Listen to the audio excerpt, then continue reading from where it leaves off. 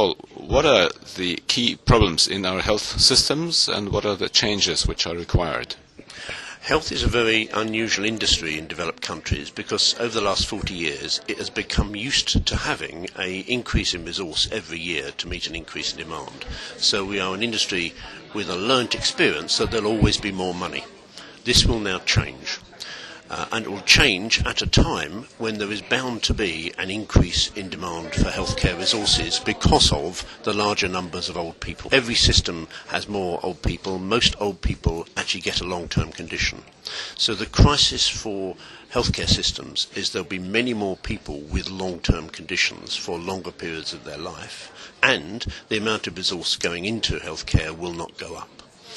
Therefore, if we treat the new demand the way in which we treated people in the past, we will run out of money. So we need to develop a new business model for dealing with what is the majority experience of health disease, which is long-term conditions, and we need to deal with that in a very different way from how we have up till now. So what are likely business models to cope with that? I think for me the main business model, if we look at other industries, has been the successful involvement of customers, or in our case patients, in adding value to the whole value chain. So in retail trade we're now used to actually doing most of the work when we go into a shop. As a person who does his banking over the internet now, I've personally unemployed lots of bank tellers because I do all their work.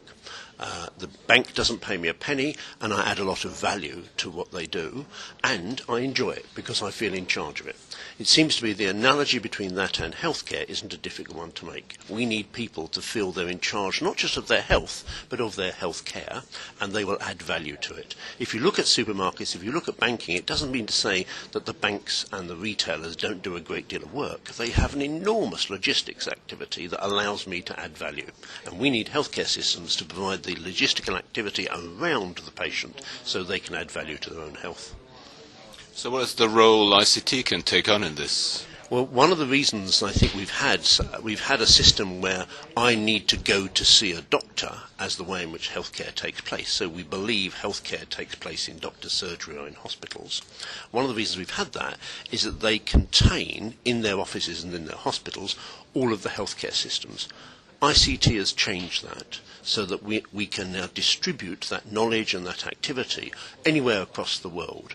And what it can do, and this is the absolutely crucial thing, is nearly all healthcare takes place in people's homes, but we think it takes place in doctor surgeries and in hospitals. It can take the information that at the moment only exists in doctor surgeries and hospitals and put it in people's homes. And it can transfer information between those two sites so that when I'm at home, I've got nearly all of the information I would have when I was in a doctor's surgery.